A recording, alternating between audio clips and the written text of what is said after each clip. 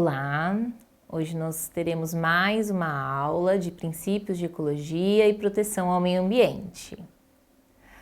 Na aula de hoje falaremos sobre os biomas terrestres. E os tópicos a serem abordados nesta aula são os biomas tropicais, os biomas temperados, os biomas frios, biomas polares e os biomas de ambientes costeiros. Ao término dessa aula, você deverá ser capaz de conhecer os tipos de bioma existentes no planeta. Então vamos lá, os biomas tropicais. Lembrando que o clima tropical é aquele clima que está entre os trópicos de Câncer e Capricórnio. E isso faz com que seja um clima mais quente, com temperaturas muito constantes, eu não tenho frios abaixo de zero, por exemplo, e com maior umidade, maior chuva. Portanto, os biomas terrestres dos trópicos, da região tropical, de clima tropical, terão características que são proporcionadas por conta do clima. Então vamos conhecer um pouquinho. A floresta pluvial é um bioma tropical. Floresta pluvial. Pluvial vem de chuva. Então, uma floresta onde eu tenho muita chuva, onde é muito frequente a chuva. A Amazônia é um exemplo. A quantidade de árvores que eu tenho na Amazônia contribui também com a evapotranspiração. Então, maior quantidade de chuva formada também pela evapotranspiração das árvores, que forma mais nuvens. E a quantidade de rios, como a gente vê na imagem, também vai contribuir para que eu tenha mais chuva e com isso eu tenho o bioma pluvial, a floresta pluvial. Fluvial.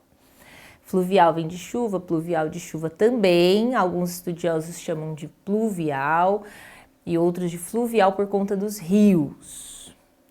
E eu tenho também a savana. A savana também é característica de locais mais próximos aos trópicos, porém fica em regiões continentais, no meio do continente, por isso são mais secos. Muito quentes, por ser na região tropical, mas mais secos, pois está mais distante do mar, do oceano. Tenho também a vegetação arbustiva.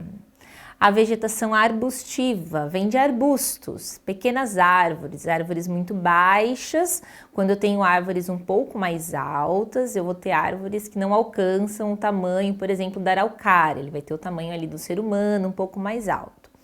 Eu tenho, então, toda a característica de arbustos, então árvores muito baixas, muito pequenas. E temos também os desertos. Os desertos é um outro bioma, que é um bioma de área tropical, e também estará lá no meio do continente, mas mais no meio do continente ainda do que as savanas. A savana ainda tem um pouco de vegetação, uma vegetação bem rasteira, mas no deserto eu não consigo ter vegetação. Raramente eu terei alguma vegetação.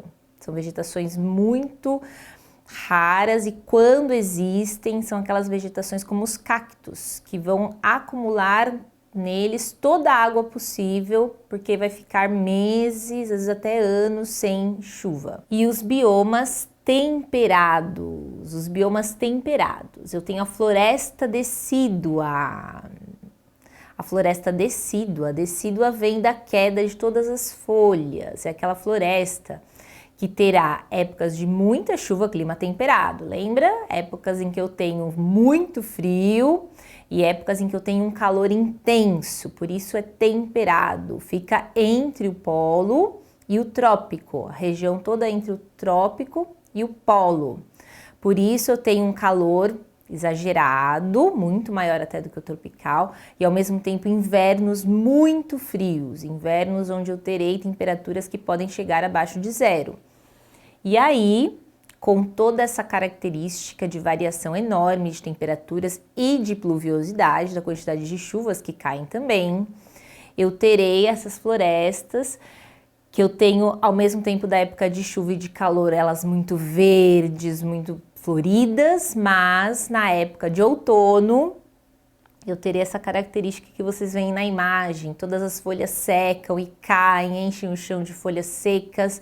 É uma época de muita seca, o outono, na região de floresta descida e clima temperado. E o chaparral também vai ter essa característica, mas a diferença do chaparral é o solo. Eu tenho regiões mais montanhosas, eu vou ter um solo muito menor, e que vai fazer com que as plantas não consigam se desenvolver tanto. Então eu terei plantas um pouco menores e, como é um clima temperado, também plantas que vão ter que se adaptar a períodos de muita seca e a períodos de muita chuva. E eu tenho uma variedade gigantesca de vegetação na região de chaparral. Plantas muito secas, muito baixas e plantas um pouco mais altas e muito verdes. E os campos, aqui no Brasil, a gente tem os campos na região sul do Brasil, que também é conhecido muitas vezes como pradarias, e aqui no Brasil tem um nome especial que são os pampas brasileiros. Toda a região sul brasileira mais temperada.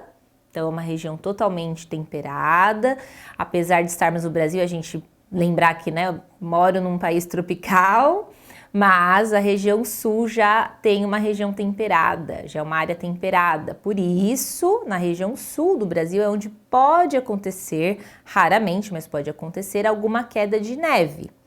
É raro, mas em períodos específicos pode acontecer uma quedinha de neve, porque é onde nós teremos as mais baixas temperaturas no Brasil. E aí eu tenho esses campos ou os pampas, novamente, toda uma vegetação rasteira, gramíneas, né, são gramas, e eu terei ali algumas árvores que não conseguem se desenvolver muito. Pertinho dos pampas, no Brasil, dessa região de campos, eu também tenho a mata de araucária. É uma mata que vai crescer, ela vai ser uma árvore muito alta, porém bem seca, com todo um tronco pequeno, seco, folhas altas, né, bem no alto. E ela vai ter uma característica muito parecida com a floresta decídua. No inverno cai todas as folhas, bem sequinhas. Então, os nossos pampas, a nossa mata de araucária tem características parecidas com os campos e a floresta decídua. E aí nós temos os biomas frios e polares. Temos as florestas de coníferas, que são os pinheiros. Nós conhecemos muitas florestas de coníferas como os pinheiros, aquele que é usado muito no Natal pelas pessoas. E estes biomas são característicos de regiões mais próximas ao polo, por isso um clima polar. É um clima que varia ali do temperado ao polar. Eu terei então as florestas de coníferas, que são esses pinheiros que nós conhecemos, áreas onde eu já posso ter neve, onde é frequente ter neve. O clima mais frio vai fazer com que essas árvores, vegetações se adaptem ao inverno, a períodos mais secos, então ela vai conseguir acumular toda a água do período de chuva e permanecer verde durante todo o inverno, por exemplo, mas aproveitar o verão, período de chuva, para coletar toda a água e mantê-la no seu tronco, no solo. E temos também a tundra. A tundra é da região polar. Nós temos tundras na região da Rússia e no Canadá. Se a gente pensar no nosso planeta Terra, vemos as tundras no Canadá e na Rússia. Não temos tundra no Brasil, por ser uma característica de polo, né, muito perto ao polo, regiões polares, clima polar. Então, eu não tenho no Brasil. Eu terei nas regiões do Canadá e da Rússia, que são as áreas onde o ser humano vive mais próximas ao polo. E aí é onde eu vou ter, às vezes, um urso polar. E quando alguma vegetação consegue crescer nessa região, será uma vegetação totalmente rasteira, gramínea, perto do que seria uma vegetação gramínea, mas que não consegue durar muito tempo. Grandes árvores não conseguem se desenvolver. Eu terei ali arbustos e gramíneas crescendo nessas regiões de tundra. Essas regiões são usadas principalmente para mineração, porque lá não é possível, não dá para ter, por exemplo, plantação, agricultura como temos em regiões tropicais. Então, a região de tundra, onde eu tenho essas tundras e perto do polo, serão áreas muito voltadas para a mineração e também ao turismo, para as pessoas que querem conhecer, que querem explorar esse ambiente, para visitar animais característicos dessas regiões e também conhecer um pouco da neve, do gelo, regiões onde tem até patinação no gelo, porque todo o solo vai ser muito pequeno. Eu não terei um solo rico como nas áreas tropicais, eu terei um solo que ele é resultado ali do primeiro processo de intemperismo. Então, eu não tenho um solo todo formado, que já intemperizou muito, com grandes elementos biológicos, como animaizinhos que morreram e ficaram ali.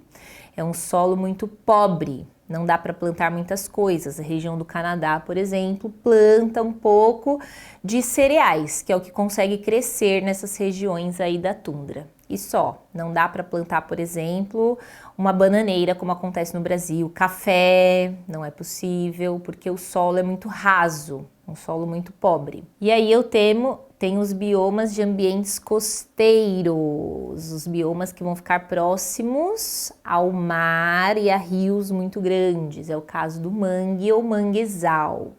Mangue ou manguezal, quando eu não consigo nem andar por conta de toda a água e todo o barro que tem ali. São áreas que é muito rica em água, consequentemente de plantas que precisam muito da água e que estão muito adaptadas a toda essa água. E os recifes de corais. Na Austrália nós temos a Grande Barreira de Corais. É um tipo de ser vivo que vai nascer literalmente na água, vai sobreviver na água. São espécies de vegetais aquáticos e que ali vão fornecer alimento para os animais aquáticos que vivem na região. Então aqui nós temos algumas imagens que ilustram o mangue ou manguezal, muito comum em regiões tropicais, como é o caso da nossa Amazônia. Na Amazônia nós temos mangue, temos manguezal. Mata Atlântica, aqui no Brasil também temos algumas regiões com mangue e manguezal. E os recifes de corais, aqui no Brasil o local mais próximo a um recife de coral é na região de Fernando de Noronha. E a maior barreira de corais conhecidas na Austrália, um grande espaço turístico por conta de toda a sua característica.